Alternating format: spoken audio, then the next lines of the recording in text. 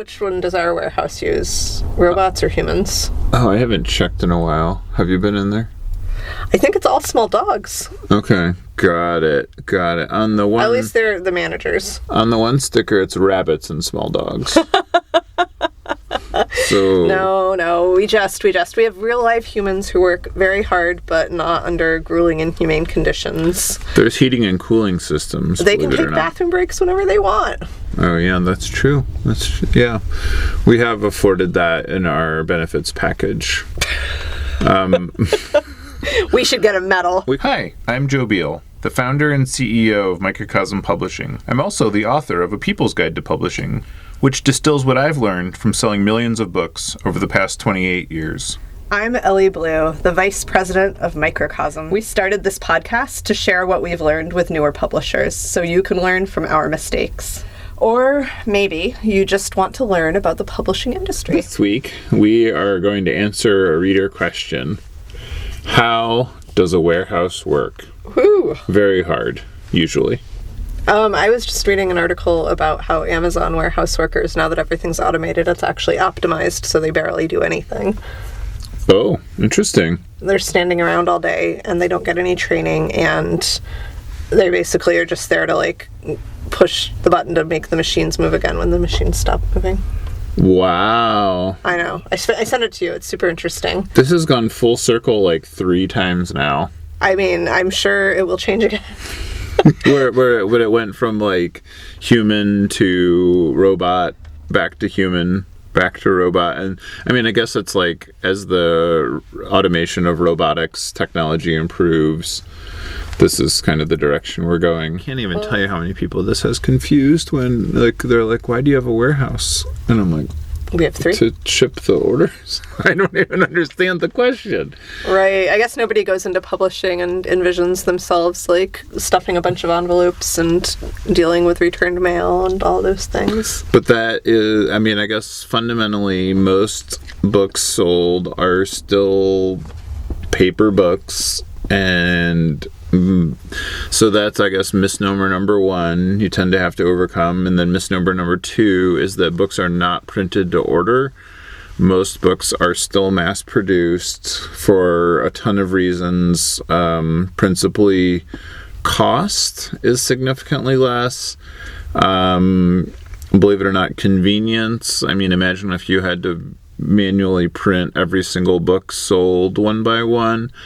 It would take, 4 times as long. And then, quality to some degree, though quality has improved probably the most. Our industry is run by billionaires and conglomerates. At Microcosm, we wanted the freedom to independently sell our books, easily pay royalties, manage our inventory, and understand our business all in one place. That's why we've been using our own software since 2001. Now, we want to share it with you. Working Lit is the only business success software that is created and owned 100% by publishers for publishers. Join Working Lit and get the agency you need to help your business grow. Visit workinglit.com to try it for free. As much as the technology of print on demand or digital printing was claimed that it would replace all mass production, it was kind of like ebooks, where there was a lot of big claims and then it just didn't go that way. So what are the main functions that a warehouse serves? So regardless of how many books you print at a time? We, just got 2 new books in yesterday. And so, the warehouse has to receive the books. What does that mean? It means they have to put them on the shelf. They have to acknowledge them into inventory. It means they have to put them where somebody else can find them. It means they have to notify appropriate parties. And then that means that customer service looks at all the orders for those books and then makes those orders into shippable orders. So instead of, the stores buy based on seasons, so they'll say, like, I'll take 2 of this and 1 of this and 6 of this and 40 of this. But that's not going to be, those books aren't going to all be printed at once. So we have to look at it again and say, okay, here's the new books. Here's what we're going to have at a time, and then here's the older books, and then make those into orders that can go out without the store waiting for every single book on their order to be printed. And then, obviously, then they need to ship those orders and include the billing information, and there's a lot of various aspects to it that are not super complicated, but, you know, this tends to, when people talk about the supply chain being broken in publishing, it tends to be because publishers are skimping on aspects of those systems, or they are understaffed. The publishers or the warehouses? Because it's not always the same. Well, in publishers that operate their own warehousing, it would be the warehouses are understaffed. Yeah. And this was the big thing that came up in 2020, 2021, where that was the first time where publishers didn't feel like they could pay low wages for warehouse work. They suddenly, you know, people were like, why would I do this? I could just do something else, you know? And so that became, when it became more of a respectable profession in terms of, you know, how, well, I don't know that it's still perceived that way in the industry. Warehouse work is still some of the only jobs that are not publicly acknowledged, you know. But it's respectable work in the sense of, like, you know, it feels really good. You're a vital part of the industry. Like, it literally could not work without you. And, you know, you look at orders that came in, and you look at what's going out at the end of the day, and you have, like, tangible accomplishments, whereas in any other part of publishing, that is not true. It just piles up.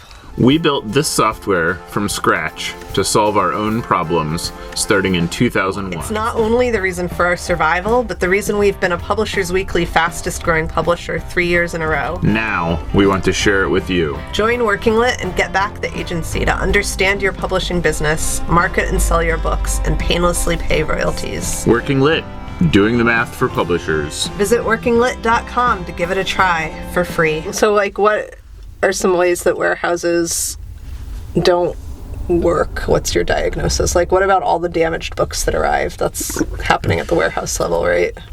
Yeah, well, I would say that's happening at the systems level. I would say publishing does have a packing, shipping problem, and the warehouse tends to take the brunt for it.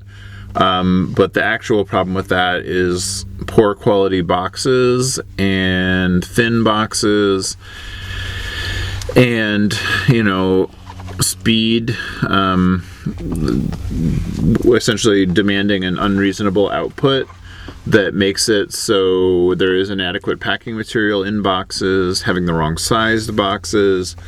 Lots of stores love to show off that, you know, 40% of a shipment comes in damaged and unsellable, and a lot of that is just waste of lack of training, of it being cheaper to do it badly than to put all the pieces in place to do it well. What are some other common warehouse problems? Not being able to find things is a big one. Again, systems, not warehouse.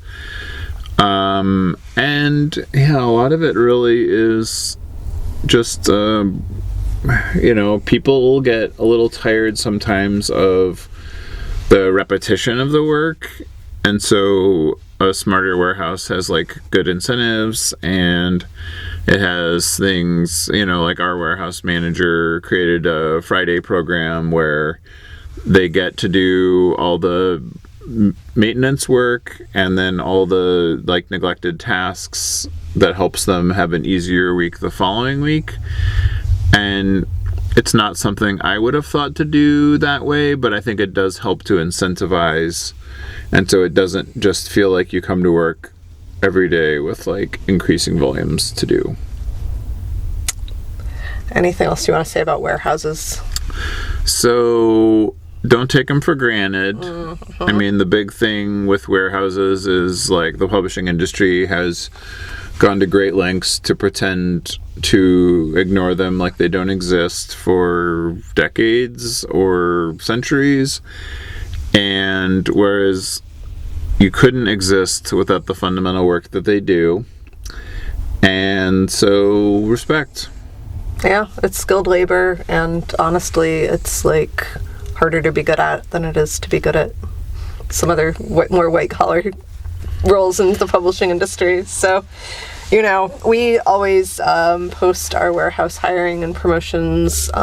We send them along with our other job changes to, like, industry trades like shelf awareness, and once in a while one will get through, but they usually won't post them, and they should. That's what I would like. If you're watching this from shelf awareness, please post our warehouse jobs. They're really important parts of our company. And those are the people that the bookstore actually is typically working with. Yep.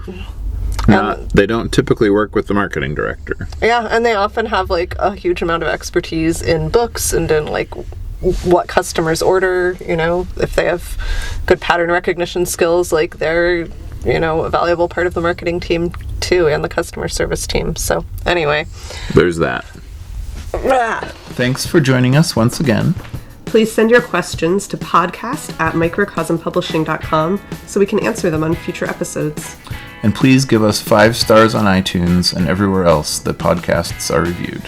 You can find us on the internet at microcosm.pub, On Twitter at Microcosm, on Facebook at Microcosm Publishing, on Instagram at Microcosm_pub. and here in Portland, Oregon on North Williams Avenue. Thank you so much. Have a wonderful week.